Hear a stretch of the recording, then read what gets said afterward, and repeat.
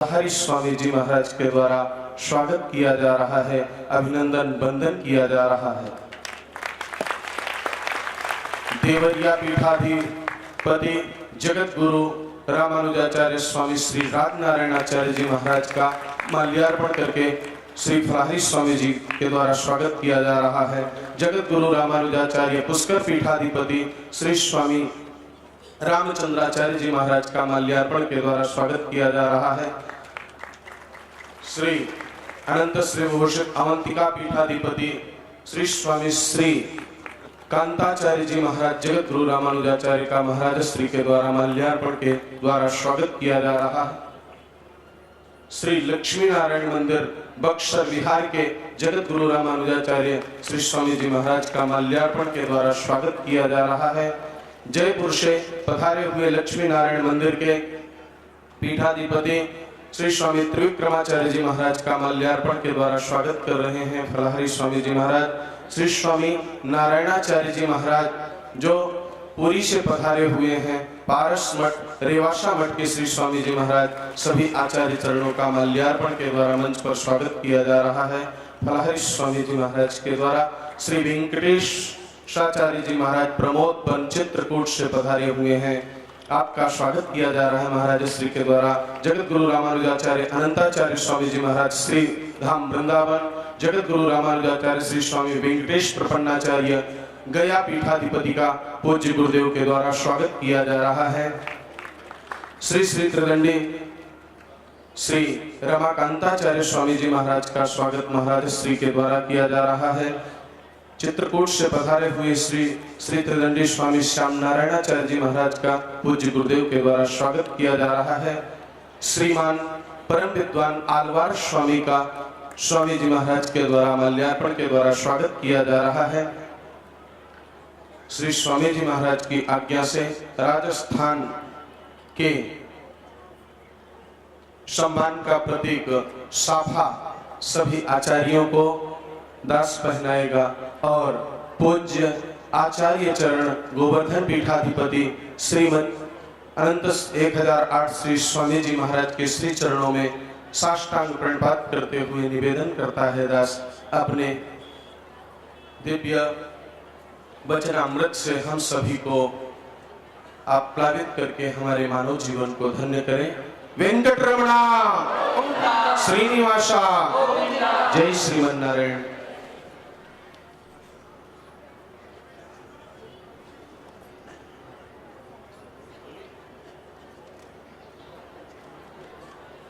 श्री स्वामी जी महाराज के वाणी से हम सभी का जीवन धन्य होने जा रहा है। ये अनवर की धारा धन्य है हम सभी के लिए।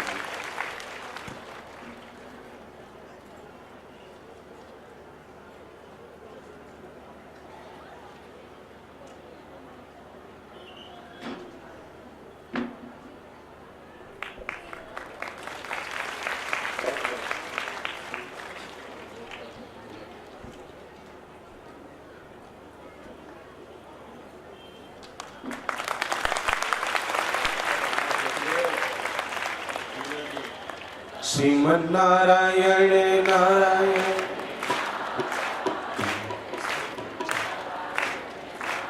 जय श्रीमन नारायण। नारायण नारायण नारायण श्रीमन नारायण नारायण नारायण श्रीमन नारायण नारायण नारायण श्रीमन नारायण नारायण नारायण श्री नारायण नारायण नारायण श्री नारायण नारायण नारायण वेंकट नारायण नारायण नारायण वेंकट नारायण नारायण नारायण गुरुवर नारायण नारायण नारायण। श्री लक्ष्मी वेंकटेश भगवान की, श्री श्री भाष्यकार जगत गुरु रामानुजाचार्य श्री स्वामी जी महाराज की। श्री स्वामी जी महाराज के श्री चरणों में साष्टांग प्रणिपात करते हुए प्रार्थना अपने वचनामृत से हम सभी को लाभान्वित करें, आशीर्वाद प्रदान करें।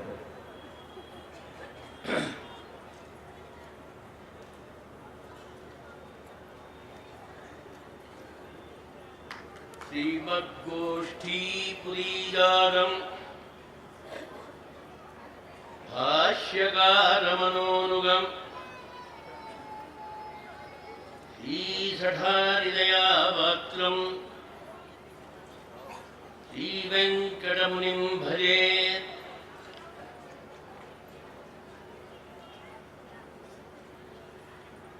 श्रीमद्गोष्ठीपुरीजातम् भाष्यकारमनोनुगम् श्रीसठाहृदयापात्रम् श्रीवेङ्कटमुनिं भजे।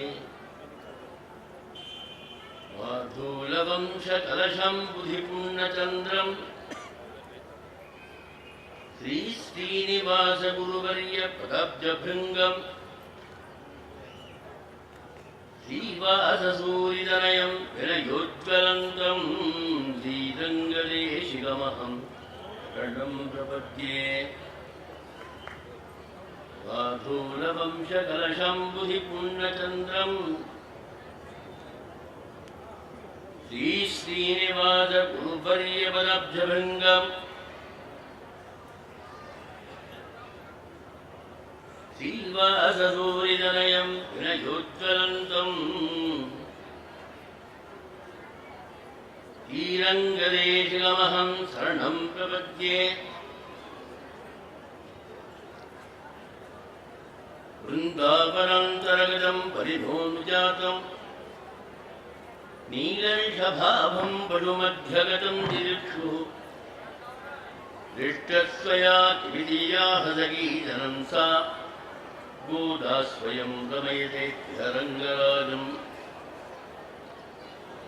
वृन्दावनान्तर्गतं परिभोनुजातं नीलर्षभाभं पटुमध्यगतं दिदिक्षुः दृष्टस्वया किमितीयाः सखीजनं सा गोदा स्वयं रमयते रङ्गराजम्।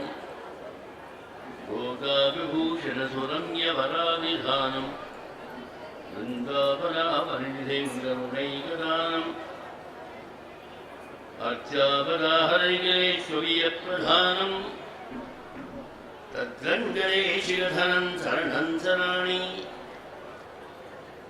गोदाविभूषणसुरम्यवराविधानं वृन्दावनावनिधिं करुणैकदानम् अर्चावराहरिकेश्वरीयप्रधानं तद्रङ्गदेशिकधनं शरणं शराणि। अखिलभुवनजन्मस्थेमभङ्गादिलीले विनतविविधभूतभ्रातरक्षैकदीक्षे सुधिशिरसि विदीप्ते ब्रह्मणि श्रीनिवासे भवतु मम वरस्मिन् सेमुषी भक्तिरूपा। अखिलभुवनजन्मस्थेमभङ्गादिलीले विनतविविधभूतभ्रातरक्षैकदीक्षे सुधिशिरसि विदीप्ते ब्रह्मणि श्रीनिवासे भवतु मम वरस्मिन् सेमुषी भक्तिरूपा।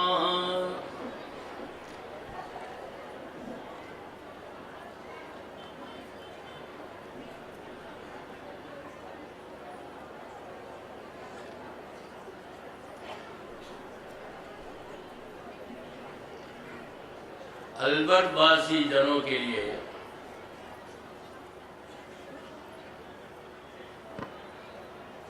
ये मेरा संबोधन है। अन्य जन भी इस महान उत्सव में सम्मिलित होने के लिए आए होंगे, परंतु क्षत्रिणो यान्ति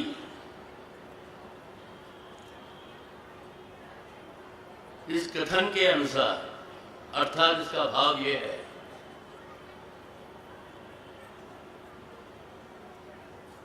50 लोग एक समूह के रूप में जा रहे हैं। अधिकतर लोगों के हाथों में छत्र है, छत्ता है। कुछ लोगों के हाथों में छत्ता नहीं है।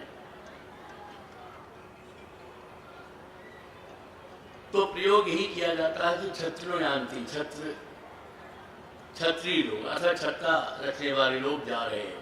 कुछ लोग उसमें हो सकते हैं कि बिना छत्री के भी हों। उसी प्रकार यहाँ अधिक संख्या में समझता हूँ कि यहाँ के बासिंदों की होगी, यहाँ के निवासियों की होगी, यहाँ रहने वालों की होगी। उनसे मैं पूछूंगा और उनसे मैं जवाब की, उत्तर की आकांक्षा रखता हूँ। बोलेंगे।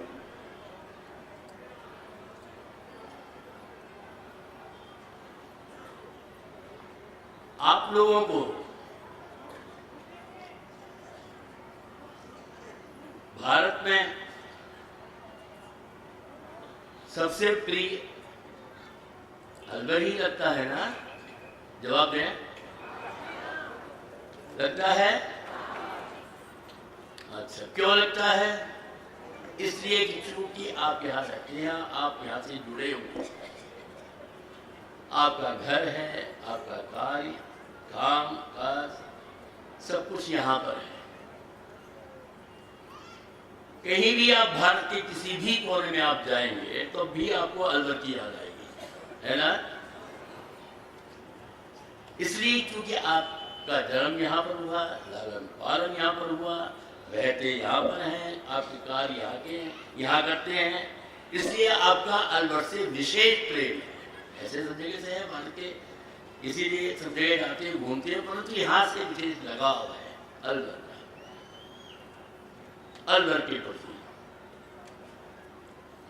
परंतु आपसे भी ज्यादा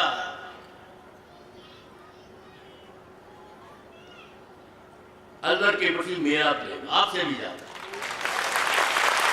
अभी ताली मत कीजिए, पहले समझ तो लीजिए भाई आपका क्यों प्रेम है, ये तो जान लीजिए, पहले ताली दीजिए, पहले समझ तो लीजिए भाई आपका क्यों है। आप तो यहाँ रहते हो, पहले तो यहाँ आए हो, तो आने के पहले आपका इतना प्रेम को अलवर के प्रति, आपको आश्चर्य होगा। आप लोग सब अपने स्वामी जी को, प्रिय स्वामी जी को, जो यहाँ पर ये सारा कार्यक्रम का आयोजन किया चला रहे हैं, उनको आप लोग सब लोग प्यार से फरारी स्वामी करते हैं ना, यही तो कहते हैं। या ज्यादा उनके मित्रगण हो या कोई हो के सब तो कहते हैं कौशलेंद्र प्रबंधाचार्य। ये तो नाम मैं जानता नहीं हूँ, मैं उस पत्रिका में देखा तो मुझे याद है इनका आपका नाम कौशलेंद्र।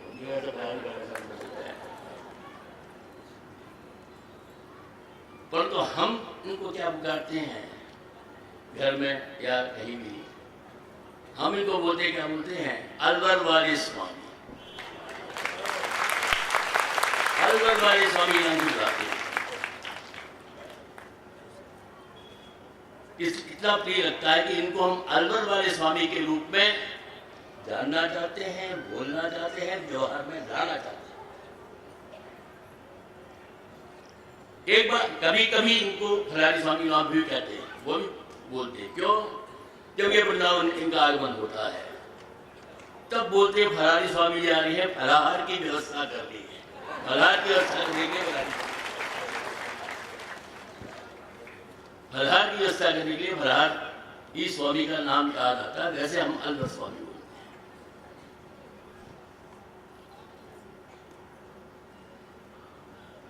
अब ये जानना चाहेंगे आप कि भाई आपका क्यों इस अलवर के प्रति इतना अनुराग है, इतना प्यार है, क्यों? ये आपकी नगरी जिसका नाम अलवर है, ये हमें हमारे आलवारों की याद दिलाती है। अलवर आलवार, अलवर आलवार, ये जो नाम है आप लोगों का सौभाग्य है, आप लोगों का भाग्य है कि हमारे आलवारों के नाम इससे जुड़ा हुआ है। अलवर, आलवार, दो दीर्घ, आ का आ बन गया, वा का वा बन गया, वही अलवर। ये अनुसंधान का विषय है, क्योंकि ये बंगाल में तो मैंने देखा है, वहां पर वैष्णव श्री वैष्णव धर्म का प्रचार सैकड़ों साल से सैकड़ों साल के पूर्व प्रारंभ हो चुका था।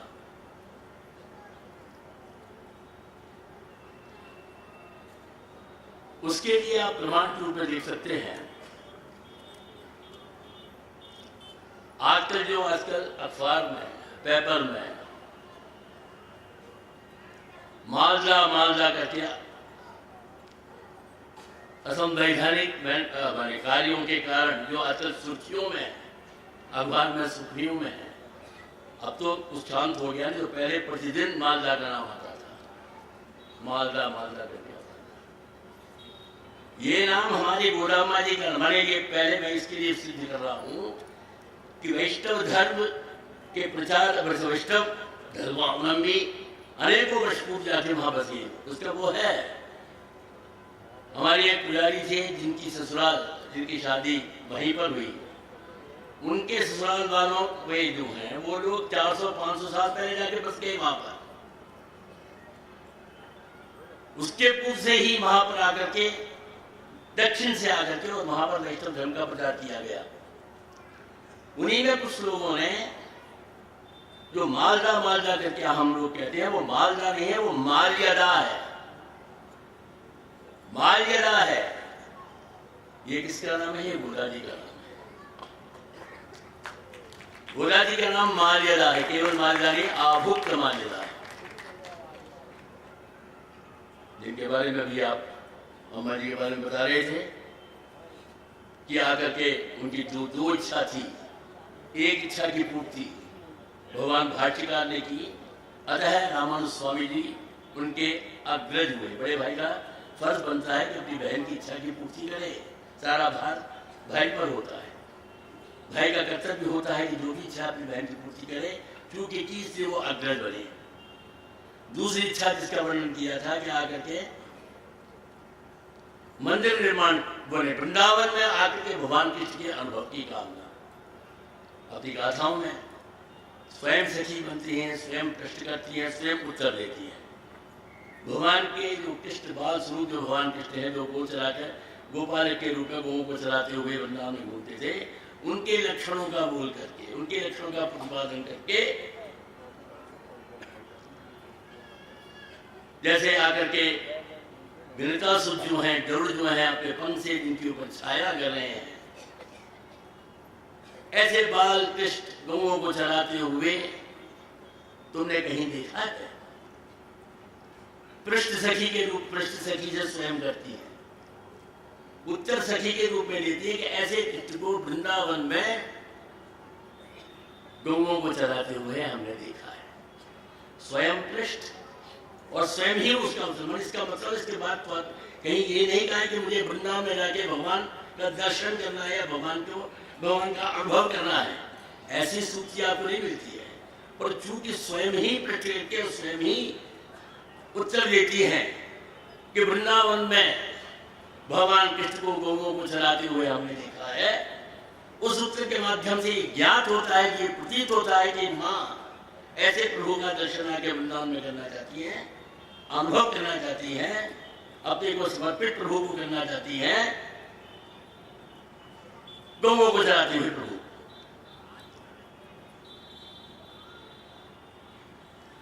वो जो इच्छा थी अवतार काल में अम्मा जी के लिए, उसकी इच्छा की पूर्ति नहीं हुई।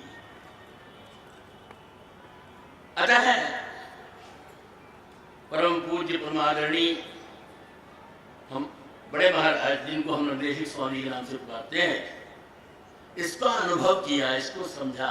हर जगह मंदिर बनते हैं, हर जगह अधिकतर प्रतिष्ठा करते हैं, मंदिर बनाकर तो श्रीनिवास भगवान के करते हैं, क्योंकि कलो वेंकट आएगा, कमाई का भी साधन बनते हैं, कमाई करके देते हैं। इसलिए हर जगह श्रीनिवास भगवान की प्रतिष्ठा होगी, हर जगह श्रीनिवास भगवान को रखा भी देखिए मंदिर। अब यहाँ पर भी श्रीनिवास भगवान की तो एक दृष्टि ये है कि कलो वेंकट आएगा, और एक आय के स्रोत बहुत बड़े श्रीनिवास कमा के देते हैं, इसलिए श्रीनिवास भगवान की प्रतिष्ठा होती है इस दृष्टि से।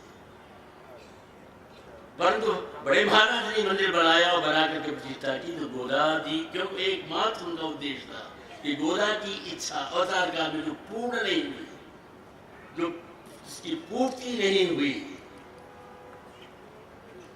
उस इच्छा की पूर्ति मुझे करनी, और एक रथ मंदिर का निर्माण करा करके गोदा रंग भंडार भगवान, मैंने वही रंगनाथ जब वर के रूप में आते हैं तो उनको हम लोग रंग भंडार कहते हैं।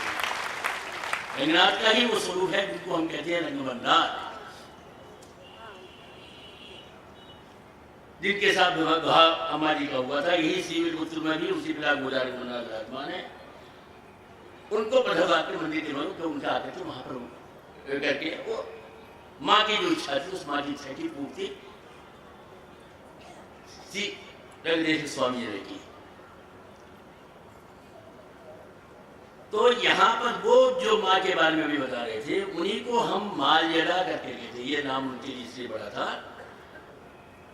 आभुक्त माल्यदा, आभुक्त माल्यदा। ऐसा आमुक्त माल्यदा कहते हैं है आभुक्त माल्यदा। ये स्वयं अनुभव करके माने पिताश्री, उनका नाम था श्री विष्णुदेव स्वामी जी। मैं इसलिए आप लोगों की जानकारी नहीं, इसलिए थोड़ा थोड़ा करके उन सब उसका वर्णन भी आपको बता रहा हूँ, जिससे कि आप लोगों को ज्ञात हो सके, जान सके कि आलवार जिनके लिए मैंने अभी शब्द किया, ये आलवार कौन है, क्यों इनकी इतनी वो है प्रमुखता है कि जिसके नाम से जुड़े होने के कारण बड़ा ही प्रिय आपके शायर का नाम मुझे लगता है। तो ये जानना चाहेंगे आलवार है तो कौन, तो इसलिए प्रसंग आता है तो उन आलवारों की भी छोटी छोटी कथा सुना देता हूँ मैं आप लोगों को कि विष्णुचित्त स्वामी, उनका नाम ही विष्णुचित्त है, वो जो उनके पिताश्री थे, सुंदर सा एक तुलसी वाटिका बनाई, वहां पर तुलसी वन का निर्माण किया, पुष्पों की जो विभिन्न प्रकार के सुगंधित पुष्प है उनके पौधे लगा करके तुलसी की सेवा भगवान की, वहां पर जो भटवत्साई भगवान थे उनकी सेवा करते थे उनके पिताश्री। माला बनाते थे, उसको उतार कर रंडन भी बनाया, पौधे भी लगाए और पुष्पों को लेकर के माला बना करके भी समर्पण करते थे।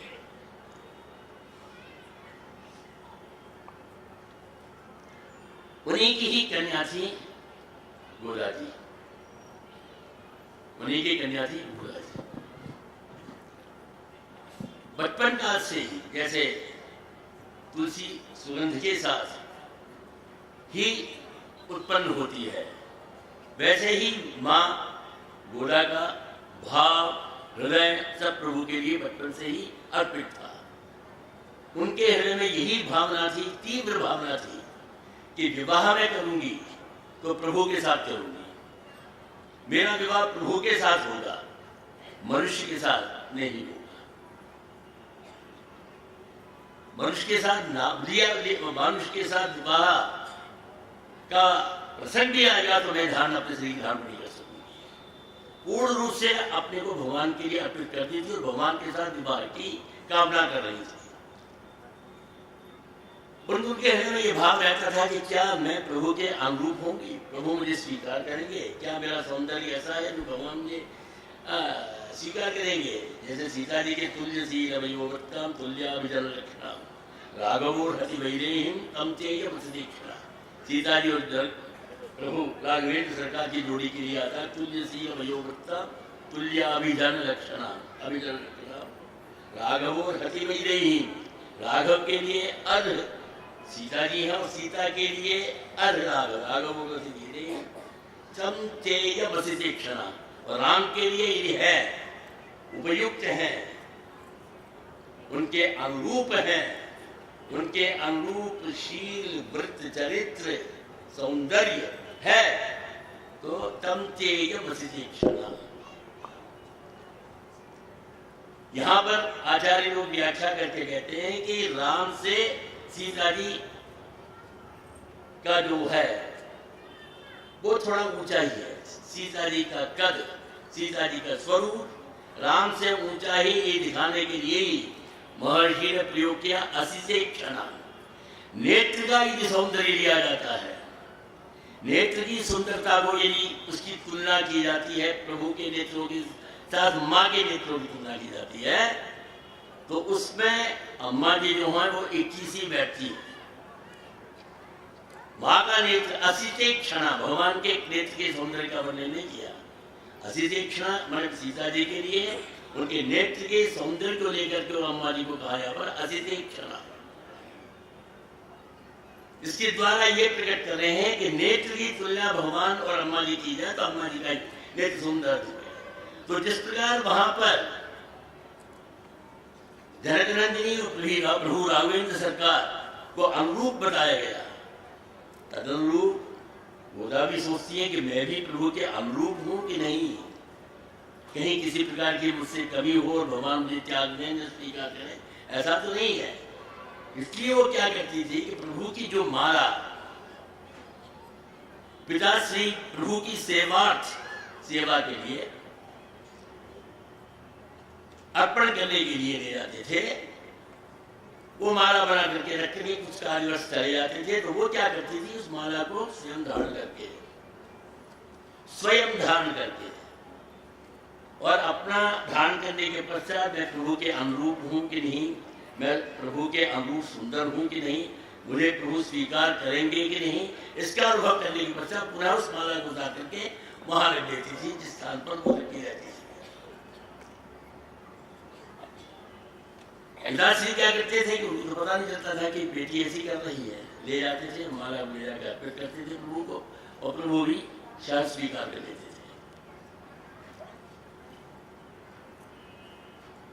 एक दिन ऐसा हुआ आकर के कि मां माला धारण करके और अपना जब स्वरूप का अनुभव कर रही थी, उस दिन हठात शीघ्र पिताश्री आ गए